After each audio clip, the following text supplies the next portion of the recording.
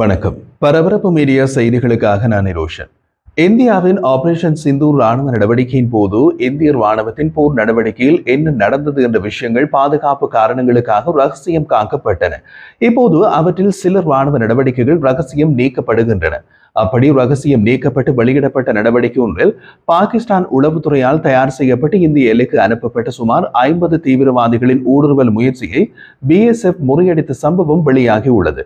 கடந்த 8ஆம் தேதி இரவு ஜம்மு காஷ்மீரின் சம்பா பகுதியில் 45 முதல் 50 கனரக ஆயுதமேந்திய தீவிரவாதிகளின் பெரிய அளவிலான ஊடுருவல் முயற்சியை எல்லை பாதுகாப்பு படை BSF வெற்றிகரமாக முறியடித்தது. இந்த நடவடிக்கை ஆபரேஷன் சிந்தூர் தொடங்கப்பட்டதை தொடர்ந்து இந்தியாவிற்கும் பாகிஸ்தானுக்கும் இடையே அதிகரித்த ராணுவ பதட்டங்களுக்கு மத்தியில் நடந்தது.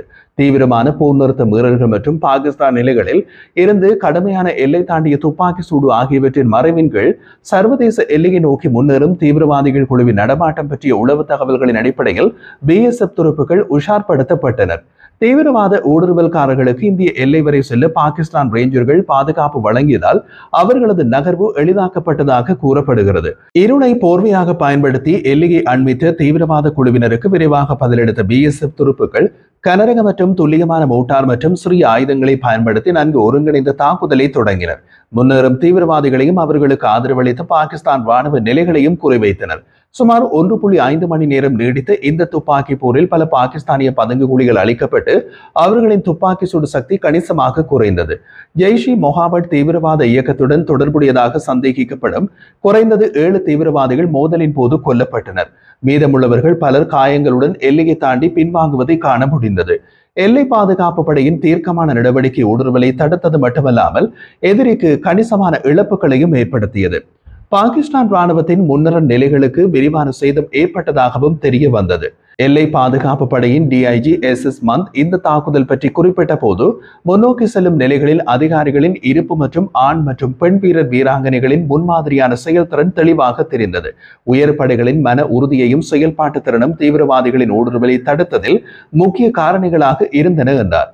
பெண்கள் துருப்புகள் தங்கள் ஆண் சகாக்களுடன் தோளோடு தோள் நின்று அனைத்து கடமைகளையும் சிறப்பாக செய்ததற்காக அவர் பாராட்டினார். இந்த தாக்குதலுக்கு பதிலடி கொடுக்கும் விதமாக ஜம்மு, பதான்கோட் மற்றும் உதம்பூரில் உள்ள இந்திய ராணுவ நிலைகள் மீது ஏவுகணை மற்றும் ஆளற்ற விமான தாக்குதல்கள் மூலம் பாகிஸ்தான் விரோத போக்கை அதிகரித்தது. இவை அனைத்தும் இந்திய படைகளால் செயலிழக்க வைக்கப்பட்டன. மேலும் தீவிரவாத ஊடுருவல் முயற்சிகள் நடந்தால் இன்னமும் அதிக பலத்துடன் பதிலளிக்க பாதுகாப்பு படைகள் தயாராக இருப்பதால் BSF தொடர்ந்து உஷார் நிலையில் உள்ளது. இந்தியாவின் எல்லை பாதுகாப்பை நங்கூரமிட்டு பலப்படுத்த T-72 ரக போர் டேங்கள் முக்கிய பங்கு வகித்தன.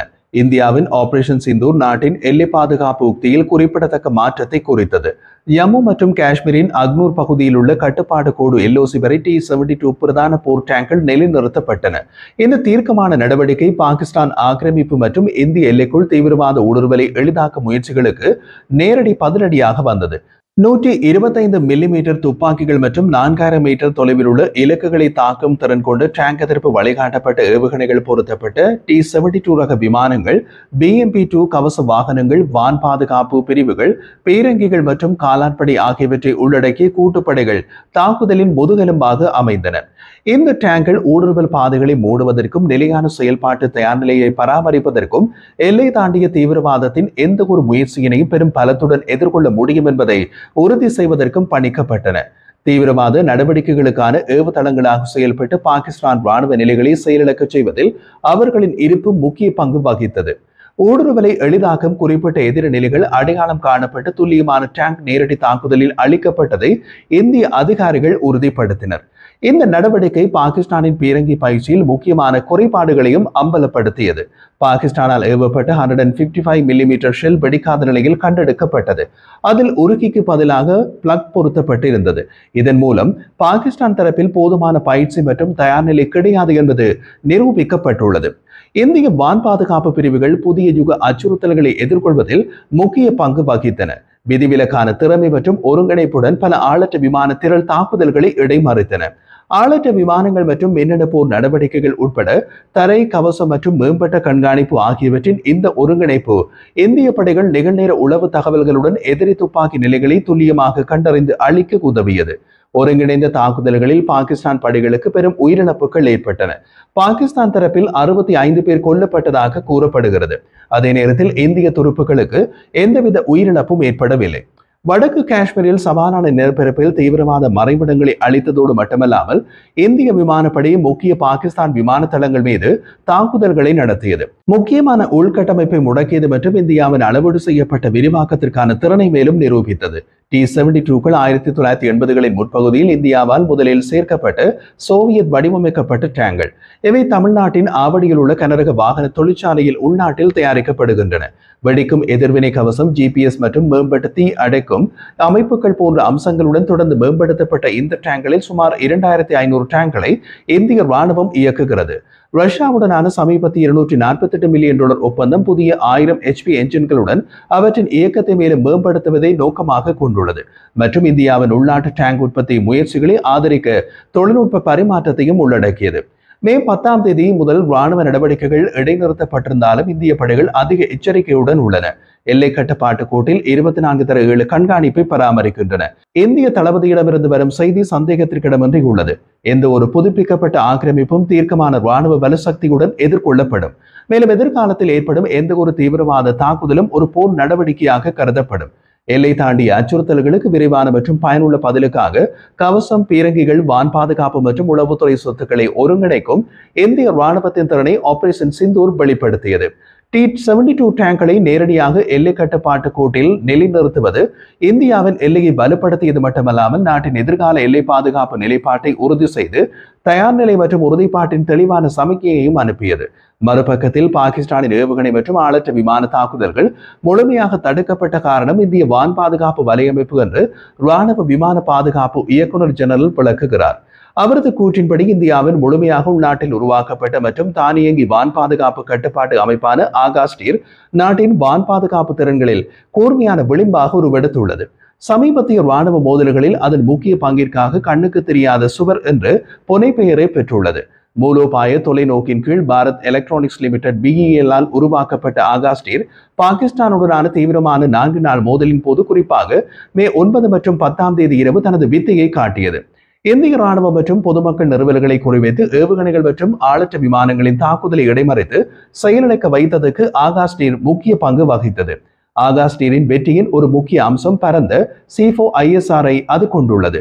C4ISR என்பது கட்டளை, கட்டுப்பாடு, தகவல் தொடர்பு கணனிகள், நுண்ணறிவு, கண்காணிப்பு மற்றும் உளவு ஆகியவற்றின் ஒருங்கிணைப்பு. இது இந்திய விமானப்படையின் ஒருங்கிணைந்த விமான கட்டளை மற்றும் கட்டுப்பாடு அமைப்பு IACCS உடன் இணைந்து செயல்படுகிறது. இது தடையற்ற கூட்டு செயல்பாடுகளை செயல்படுத்துகிறது மற்றும் அனைத்து பிரிவுகளுக்கும் வான்வெளியில் பகிரப்பட்ட நிகழ்நேர காட்சியை வழங்குவதன் மூலம் நட்பு ரீதியான சூட்டு அபாயத்தை குறைக்கிறது.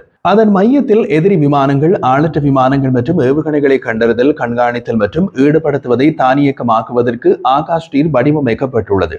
இது பல்வேறு வகையான ரேடார் அமைப்புகள் மற்றும் சென்சார்களை ஒருங்கிணைக்கிறது. தந்திரோபாய கட்டுப்பாட்டு ரேடார், 3D தந்திரோபாய கட்டுப்பாட்டு ரேடார், குறைந்த நிலை இலகுரக ரேடார் மற்றும் ஆகாஷ் ஆயுத அமைப்பு உட்பட ஒரு ஒருங்கிணைந்த செயல்பாட்டு கட்டமைப்பில் ஆகாஷ்டீர் இயங்குகிறது.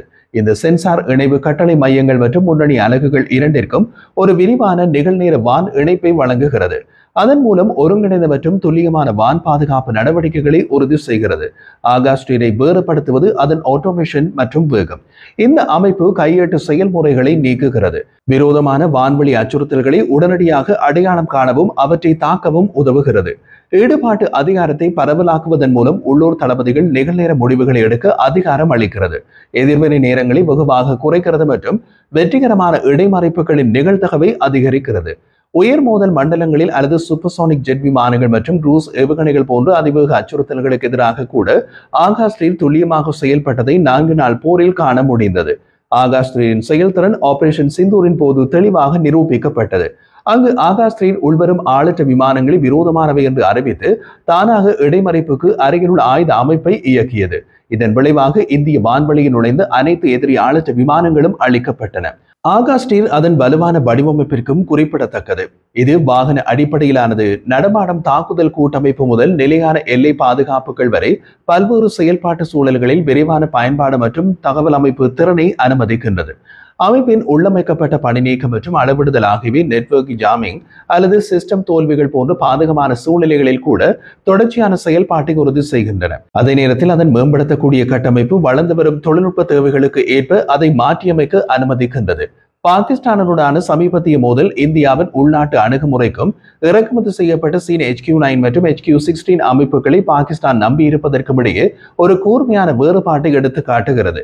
அவை இந்திய தாக்குதல்களை கண்டறிந்து இடைமறிக்க தவறிவிட்டதை 4 நாள் போர் தெளிவாக அம்பலப்படுத்தியது. உள்வரும் அச்சுறுத்தல்கள் எதையும் விட வேகமாக பார்க்கவும் தீர்மானிக்கவும் தாக்கவும் செய்யும் ஆகாஷ்டீரின் திறன் இந்தியாவின் பாதுகாப்பு உத்தியில் ஒரு நில அதிர்வு மாற்றமாக பாதுகாப்பு ஆய்வாளர்களால் பாராட்டப்பட்டுள்ளது.